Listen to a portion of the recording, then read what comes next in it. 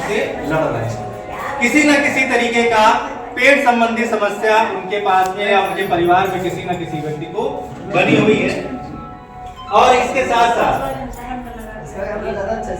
10 में से 8 महिलाओं को बीमारी की अगर बात किया जाए, 10 में से 8 महिलाओं को किसी न किसी प्रकार की बीमारी आ जा रही है, वो पूरी तरीके से स्वस्थ नहीं है। अब बात आती है ये सारी समस्याएं बढ़ने का कारण क्या है। ये सारी समस्याएं धीरे धीरे बढ़ती जा रही है। ये समस्याएं कम हो रही कि बढ़ रही है? बढ़ रही है। तो इन समस्याओं का बढ़ने का कारण क्या है, उस पर हम अगर बात करें, जानते हम सारे लोग हैं, लेकिन हो सकता है कुछ चीजें हमने समझी हो, कुछ चीजें नहीं समझी। तो सबसे पहला कारण है वो है एयर पोल्यूशन, वायु प्रदूषण। इसका एक बहुत बड़ा कारण है। जो भी बीमारियां हमारे पास में आ रही है, वायु प्रदूषण इसका बहुत बड़ा कारण है। अब है क्या, हम स्वस्थ हवा लेने के लिए या तो ऐसे एनवायरनमेंट में हो जहां बहुत ऑक्सीजन मात्रा बहुत अच्छा हो, तभी है। शहरी इलाकों में तो इतना ज्यादा प्रदूषण है कि लोग परेशान हैं आज के समय में। दिल्ली में अभी से बहुत सारी चीजें फैक्ट्रियां बैन कर दी गई है, इतना ज्यादा प्रदूषण है।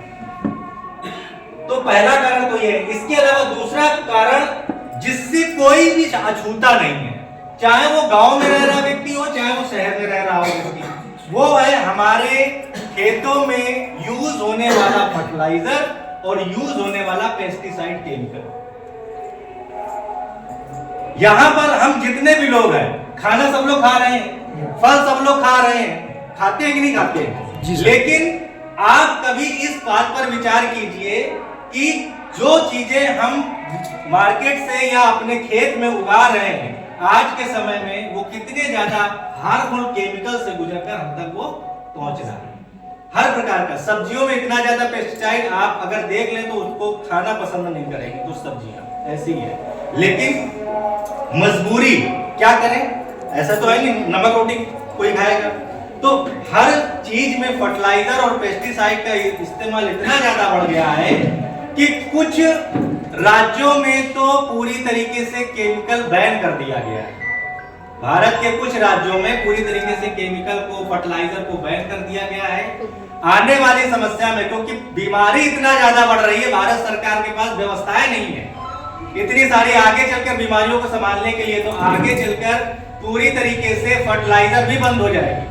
अब यदि आप में से कोई भी व्यक्ति है जो किसानी से जुड़ा है, खेती से जुड़ा है, तो आप, अगर आपके पास खेती है तो अपनी खेती में केमिकल फ्री खेती करने का भी निर्णय लेकर भी इस प्रोजेक्ट की शुरुआत कर सकते हैं। या यदि आपके जान पहचान, आपके रिश्तेदार ऐसे हैं जो खेती करते हैं और उनके पास में जो जमीन है उसमें से कुछ टुकड़ा कम से कम केमिकल फ्री बनाने के लिए उनको प्रोत्साहित कर सकते हैं। तो फर्टिलाइजर और पेस्टिसाइड का इतना ज्यादा इस्तेमाल हो रहा है, हम तक वो पहुंच रहा है। हर प्रकार का सब्जियों में इतना ज्यादा पेस्टिसाइड, आप अगर देख लें तो उसको खाना पसंद नहीं करेंगे कुछ सब्जियां, ऐसे ही है। लेकिन मजबूरी क्या करें, ऐसा तो है नहीं नमक रोटी कोई खाएगा। तो हर चीज में फर्टिलाइजर और पेस्टिसाइड का इस्तेमाल इतना ज्यादा बढ़ गया है कि कुछ राज्यों में तो पूरी तरीके से केमिकल बैन कर दिया गया है। भारत के कुछ राज्यों में पूरी तरीके से केमिकल को, फर्टिलाइजर को बैन कर दिया गया है। आने वाली समस्या में, क्योंकि बीमारी इतना ज्यादा बढ़ रही है, भारत सरकार के पास व्यवस्थाएं नहीं है इतनी सारी आगे चलकर बीमारियों को संभालने के लिए। तो आगे चलकर पूरी तरीके से फर्टिलाइजर भी बंद हो जाएगा।